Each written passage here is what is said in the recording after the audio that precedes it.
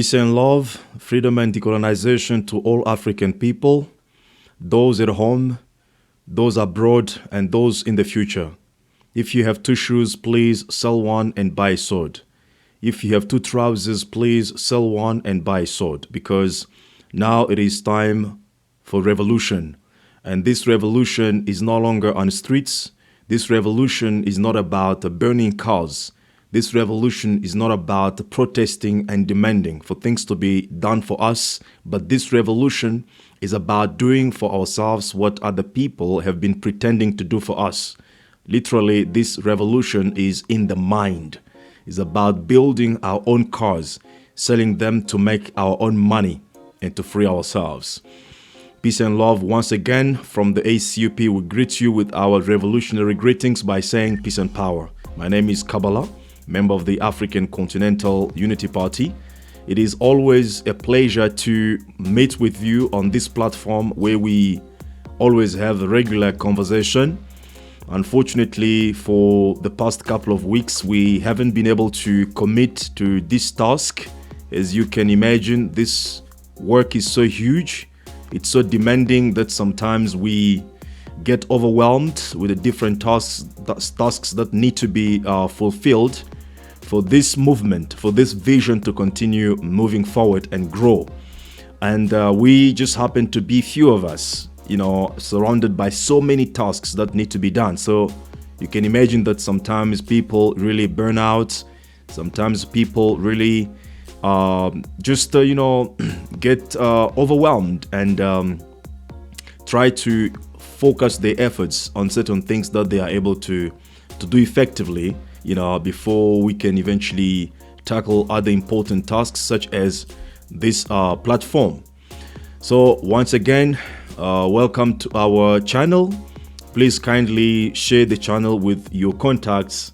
If you haven't subscribed to our channel, please do so and share the content of this channel. Support us in any way you can, because this is our collective task to rebuild Africa through our own narrative. We cannot rely on platforms, controlled by our oppressors to give us the truth that we need, or to give us the contents that will really be meaningful to our lives.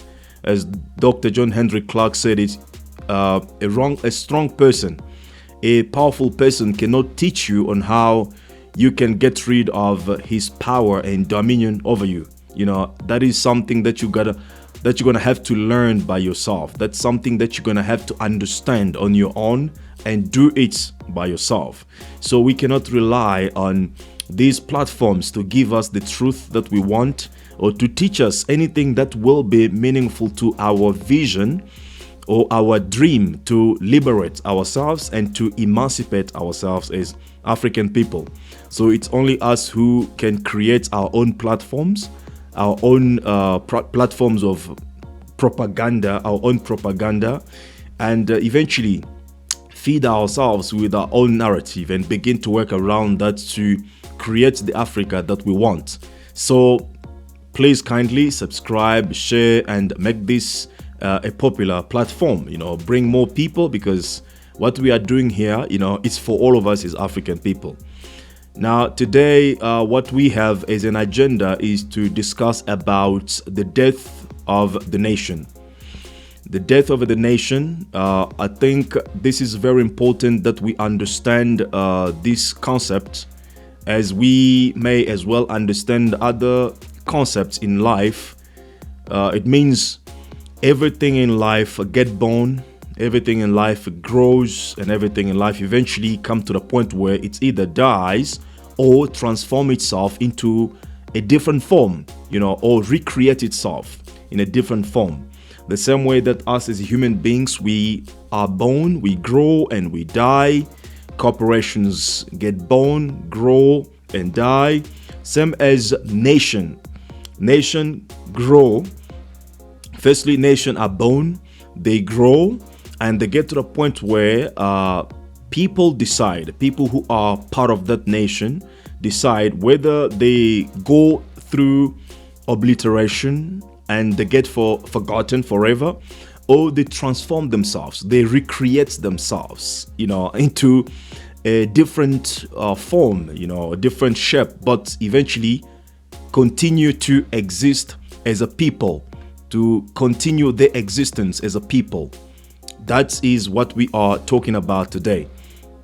Now, when we talk about nation, before even we delve into discussing what the nation is, of course, we are not going to go deep into philosophical meaning of nations and all those stuff, but we will go to the main point that I think can help all of us as African people to understand where we are today, what is the state of Africa today, what is most importantly the state of African people worldwide today, and decide what we need to do for that if the state is not really, pleasant to us, to decide what we need to do to make it more enjoyable for all African people. Now, I need to stress the difference between the nation and the states or the country. You see, states or countries are the creation, artificial creation of human beings, which mostly exist in the imagination of human beings themselves. And the most important example is the countries that we have today in Africa, or the colonial states that we have in Africa. We know definitely that they were created at the Berlin Conference in 1884 and 1885 by European colonialists or oppressors. So it is not the same as nation. In fact, these countries disrupted the existence of the nations in Africa.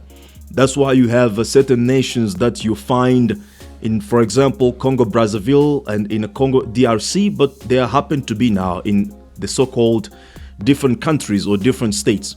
This is the work of the people. However, nations grow out of a natural evolution of things, of nature, I should say, of human beings, through their interactions between themselves and between them and the nature or the environment. You get nations born, right? So it is not something that one person decides today that's okay, we are creating a nation today. It's something that naturally grow out, out of people's interaction. So as I'm going to explain a bit of what means or what compose a nation, then we'll have a better understanding of that process. However, countries, states, all these are creation of people, and they exist, as I said, in the imagination of the people, because you cannot substantially describe to me today what is Congo, what is South Africa, what is Zimbabwe. All these things are the concept that we have in our imagination, right? And every time, just to open, a bracket, every time that you claim yourself that you are a Congolese, for example, you are a Zambian, for example, you just declare that your history begins with the creation of the country called Congo or called Zimbabwe, and that was in 1884 and 1885 at the Berlin Conference. And that implies that the long history of your ancestors before 1800s is forgotten. You deny that. You say that is not part of you because you say you are Congolese. It means you have to admit and accept that your history begins with the creation of the Congo. However, when you say I'm from the African nation, I'm part of the African nation, then you look back from the creation of Africa, because Africa came from the creation or came with the creation of human being, as we know that the first human being was created, was created in Africa, of course. So you claiming that you are an African, it means we are claiming the long history, the long achievements of our ancestors in Africa, in the Nile Valley. So that is very important that I wanted to mention. Now, coming back to the topic, the death of the nation. The nation, when we talk about a nation, what we see, fundamentally, we see three things. We see people, we see the land, and we see the culture. You see people, you see the land, and you see the culture. So you cannot talk about the nation really in a real sense if you don't have a people who are in control of some land and people who are being bound by cultural values. you really don't have a nation there, right? So you have these three things, and you totally have what we call a complete or a total nation, right, in existence. So these nations, or this nation, as I've explained, can get born. It get born when people find themselves in an environment and begin to create interactions with themselves and with that environment. And from that interaction, you have a culture that is developing, and that nation can grow, becoming a big nation as people are multiplying themselves and adding more people into their nations and all those kind of stuff. But at some point, it's gonna come to the point where because time is always the enemy of everything.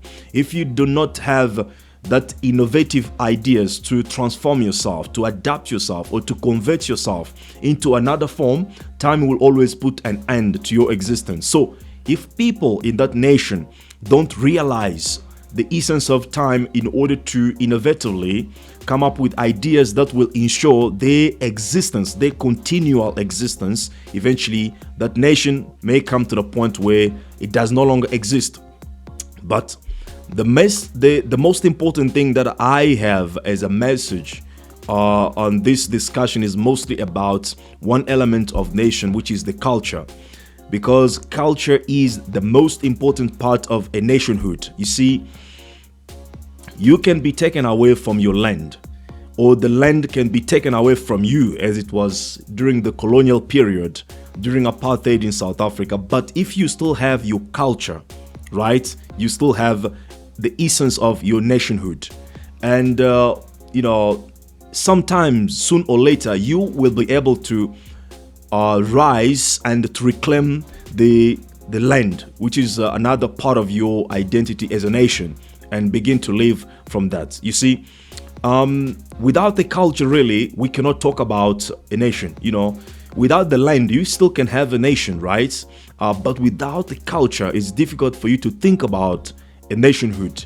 For instance, today we have the biggest nation in the world which does not have the land, which is the Kurds.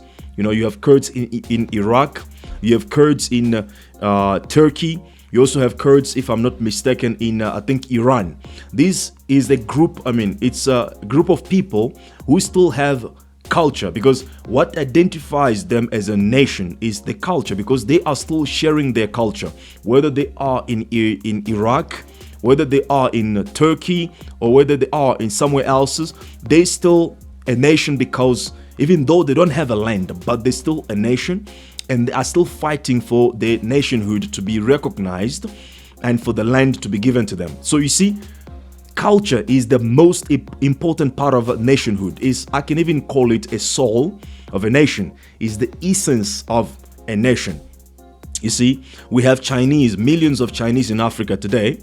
It doesn't make them African people, even though they are people on the land that is called Africa.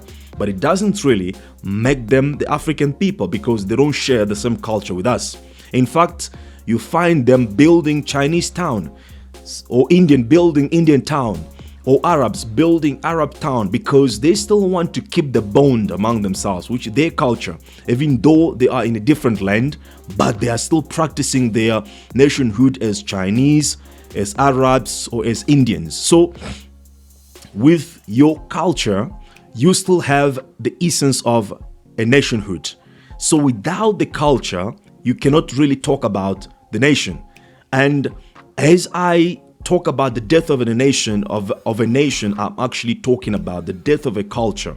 Once you are able to kill the culture of the people, once you are able to destroy the culture of the people, then you have succeeded in destroying those people, in killing those people, because culture is the essence of nationhood.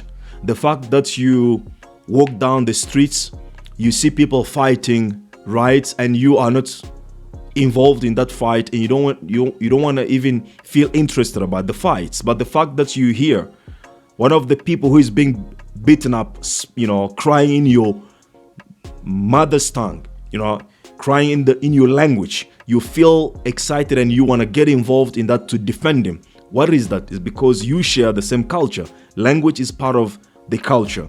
The only thing that makes you jump in that instance is because you feel part of that culture, right? So culture is what makes us even to be loyal to our people. The fact that we are every day fighting about Africa, what is it about? Have you asked yourself, what is the essence of this fight? Why do we fight? Because it is just easy for me to go into school, to do my studies, to get a job, and to get money for myself, and to do my own things, and that's it. That's end of my life, and to die, and then the story finish anyway. So what makes some of us to feel like we need to fight for Africa and for African people wherever we find ourselves is what? Is the culture. Because we feel attached by our culture. Therefore, as we recognize ourselves in the African culture, we recognize ourselves as well in the suffering of all African people in the world. Whenever I see a black person being tortured, being mistreated, being discriminated for, by anybody, or in wherever, or in whatever place, he finds himself or herself, I feel directly concerned, because I do share the culture. The bond is so strong because it's part of me and I'm part of him as African people, right? The reason that you feel like you are, I don't know, a Yoruba person, a Zulu person, an Ashanti person, a Congo person, is because you are belonging to the culture of those people. You are sharing the culture of those people, and because you maintain that culture, you continue to exist as a people. You continue to exist as a Zulu, as a Swati, as a Ndebele. You continue to exist as as a Congolese. As a Congo. You continue to exist as Ashanti, as Yoruba.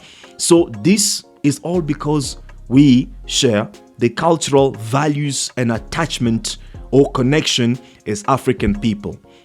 So the only time that you feel like you are no longer interested in the fight for Africa or for your people is when you abandon the culture, or it's when the culture is no longer relevant to you. That cultural value, of Africa. That culture of Africa, or of your people, whether you are, Shona or whatever it is, you are no longer feeling that it is relevant to you. That's when you begin to then distance yourself from your people, or you don't even feel the interest, to fight for your people. You see, and when people collectively begin to turn their backs against their culture, begin to abandon their culture, not because that culture is ineffective in anyhow to answer to their problems, not because they want to transform themselves, they want to renew themselves in a different culture which they have invented, right?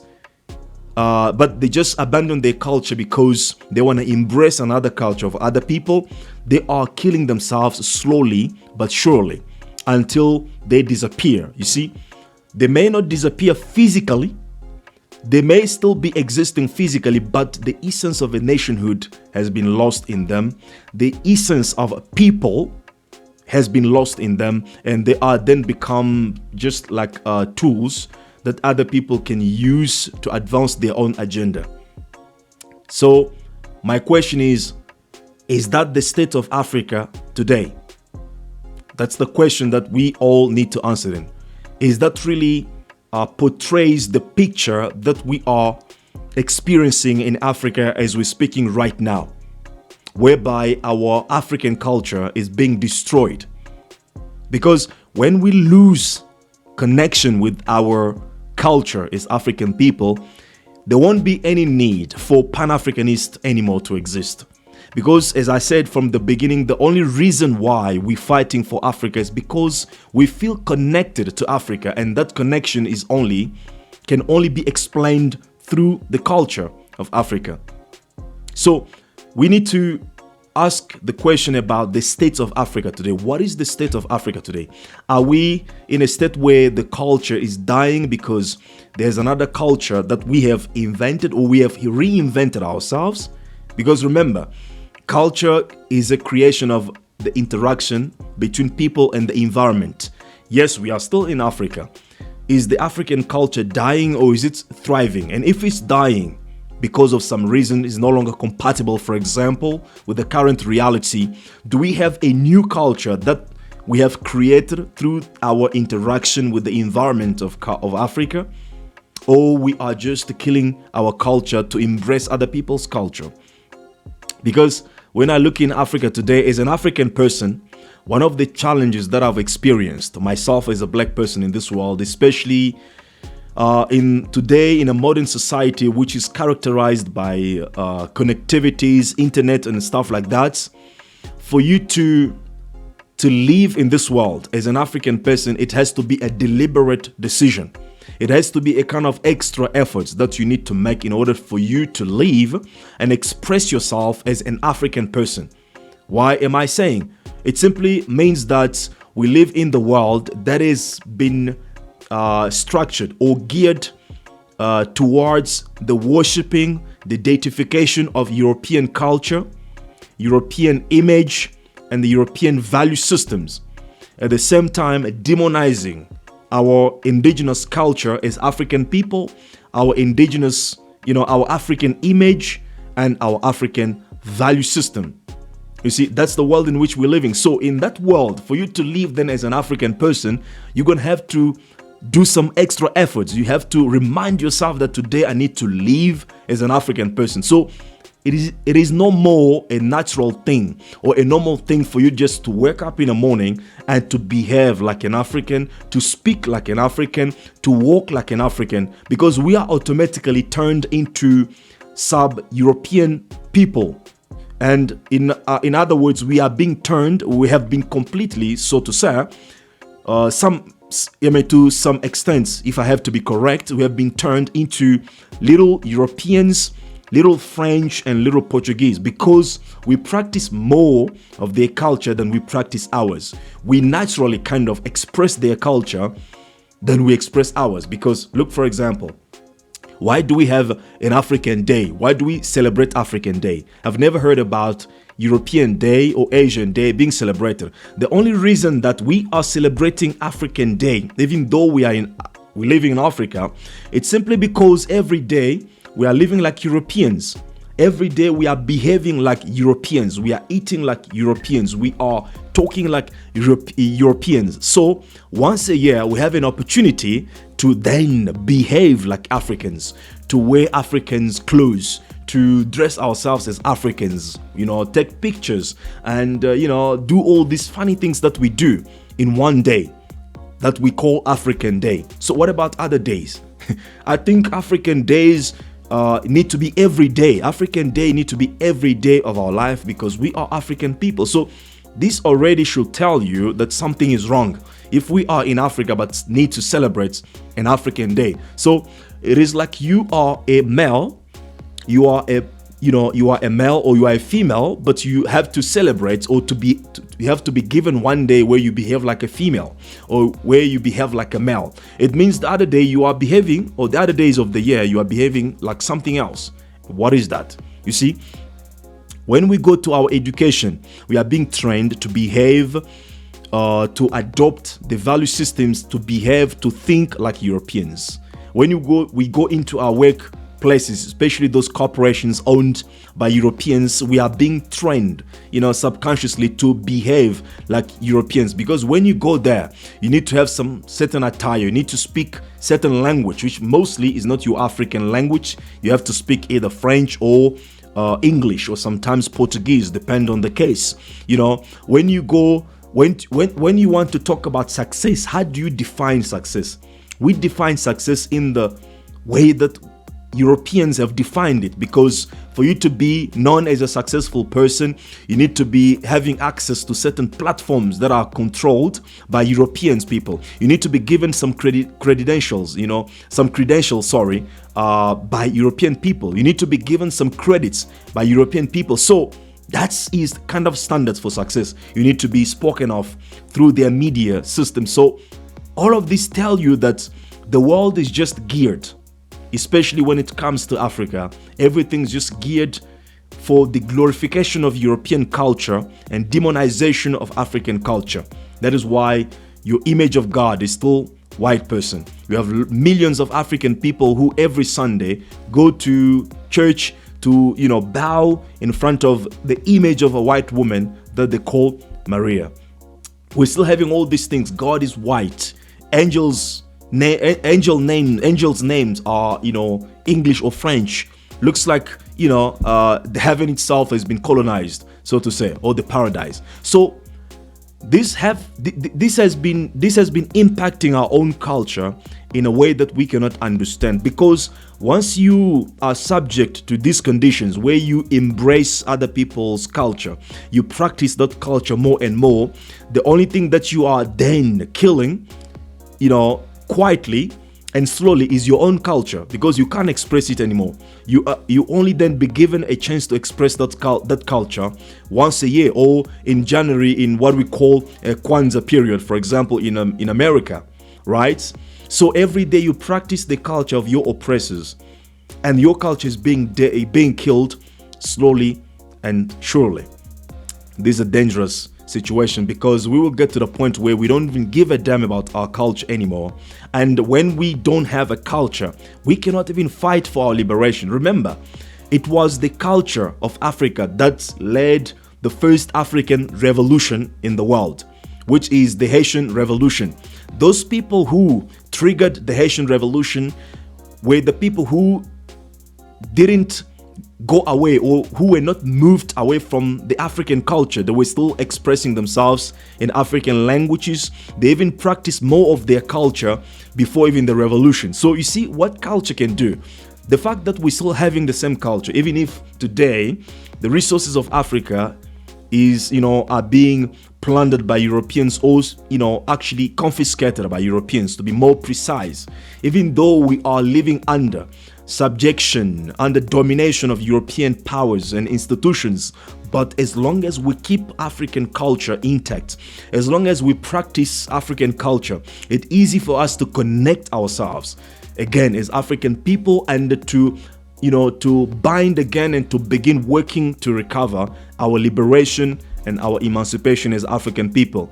If today we have instances of xenophobia all around the continent, of tribalism all around the continent, of exclusions all around the continent, is simply because we don't relate to one another again as African people, because the enemy's culture is more dominant in us. Remember, the core of white man's culture is individualism. So you care about yourself, you don't care about other people, whether they die or not. That is the core of Western culture. While at the core of African culture, we have collectivism. We must save us first before we look into individuals. It's all about undying love of our people, for our people, instead of or above the individual, selfishness, or individual selfish interest above the collective interest. So African culture is in decay as we're speaking right now. So we need to understand that it is time that we need to give value to our culture as African people, and to begin to consciously practice our culture. As I said, you don't just wake up in the morning naturally thinking that you are going to live as an African. No, our mind has been already transformed, upside down, inside out, to be thinking, to be behaving, to be speaking, to be doing everything as those who have colonized and oppressed us, which means the Europeans. And maybe soon we can begin to practice Chinese culture, right? Because China is also getting there. So the point is, we need to become conscious about it. Every day you wake up in the morning, you need to be thinking as an African. You need to be practicing Africa. You need to have Africa in your mind. So if you don't know what is your culture, you need to begin then searching what is the essence of your culture. And you will just be amazed how beautiful the African culture is. Because when you look at the Europeans now, they are trying to come back to this, to certain fundamental things that we have in our culture. You see, before, for example, we did not chop down the trees, before we can make prayers to those trees, because we understood the connection between us and the nature or the environment. And Westerners came to Africa, they were just chopping down the trees. But look at them today. They are the ones who are fighting all over for environmental destruction. They are the ones who are trying to lecture us now about protecting the environment and not chopping down the trees. So when you understand your culture, you'll be amazed how beautiful it is and how in sync it is with the nature and with the universe itself. So in conclusion, we are the generation today that has to restore the African culture. We cannot leave this task to the next generation because they don't know, they just don't have idea of what to do, because they will never even know what is the problem. You see, for you to be able to understand what needs to be done, you need to have an understanding of what is the problem. And that is something that the next generation may not know if we don't lay the foundation of the proper struggle today to preserve African culture. And by preserving African culture, as I said from the beginning, is preserving African people, because culture is us. And once we lose the culture, once this culture is destroyed completely, then the essence of us as a people is lost. We are just machines, we are just tools, we just things that Europeans come and feed us with certain information to produce the results that they want. So we are the ones to restore the culture, simply because in this generation we have people who have seen the world in different forms, in two forms actually. In the years before 2000, the world was mostly organic, if I should say, particularly in Africa. You didn't have too much of internet, smartphone, TikTok, all these things that we have today. So if you had to meet up with the people or to visit your friends or your family members, you had to walk to them, to mingle with them organically, naturally, because you didn't have WhatsApp to send messages. So that required certain amount of sacrifice and commitment for you to move from your comfort zone to walk and to go and visit your friends and family members. If you wanted to cook the meal, you had to go through the natural process or the normal process of preparing the meal and cook them, because you didn't have too much of fast food, McDonald's, all this garbage that we have today selling us or feeding us with the plastic food. So you see, at that moment, the culture was more practiced, than it is today. And we still having people, some of us in this generation have experienced life at that time. So we are the ones who have the knowledge, the essence of what is the African culture. And we are the ones to lay the foundation for the future generation to build Africa over that cultural foundation that we will lay down today. But if we leave this task to the next generation who are born in the world where everything is fast, if they want to speak with you, they don't have to sacrifice their time and energy to come and see you. They just send WhatsApp, they just send messages. If they want to eat, they go to McDonald's, fast food. Everything they want to do is fast, and they don't have patience to build something. Because remember, when you have to travel from where you are to go to people, you need to have commitment and patience. And patience is the key, and discipline in what it takes to build or to rebuild Africa. But today, mostly, you don't have patience because things are fast. You don't have discipline because, democracy creates more of lazy people. So all these things that are essential for the task of recreating Africa, they are kind of lacking. So if you leave this task to the next generation, we may just as well forget about Africa, as a people. That is why I chose today to talk about the death of the nation, so that we can think about it and eventually, begin to consciously participate in the practicing of our culture. It is easy to tell the young people how Africa is beautiful, how the culture of Africa is beautiful, but it's one thing to show them, to demonstrate that to them through the way we live as African people, how we embrace one another as African people. That is definitely another way, another thing actually. And the kids or young people learn not from what we tell them, but they learn from what we practice by seeing, and imitating what they see other people doing. So the time is now, and the best way to do it is to be doing it within an organized platform. So should you need one, I invite you to join us in the African Continental Unity Party, so that together, as a body of knowledge and commitment and wisdom and experience and all these things, as I've explained, we can be able to do something substantial that will inspire hope, that will inspire, courage, commitment, discipline, and patience in our future generation for the rebuilding of Africa in the way that we want.